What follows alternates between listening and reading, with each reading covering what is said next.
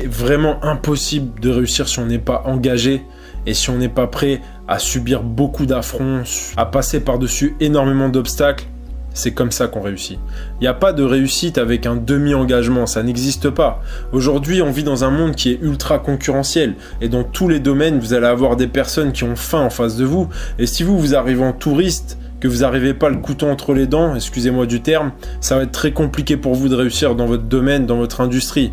Donc trouvez votre pourquoi. Expliquez-moi pourquoi vous voulez gagner de l'argent, pourquoi vous voulez être en meilleure santé, pourquoi vous voulez gagner, je sais pas, 20, 50 000 euros par mois, qu'est-ce que vous allez en faire?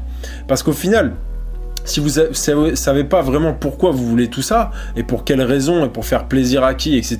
Et ça peut pas être pour des... Le pourquoi, il peut pas être futile.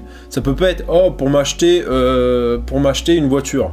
Oh, pour m'acheter une... Peut-être ça va être une voiture, mais au fond, qu'est-ce que c'est la voiture? Au fond, c'est la revanche sur tous les gens qui t'ont vu passer avec une voiture en panne, et trucs qui t'ont craché dessus. Donc au final, c'est pas la voiture. Le matériel, ça restera toujours qu'un symbole, tu vois. Mais derrière, il y a toujours un pourquoi.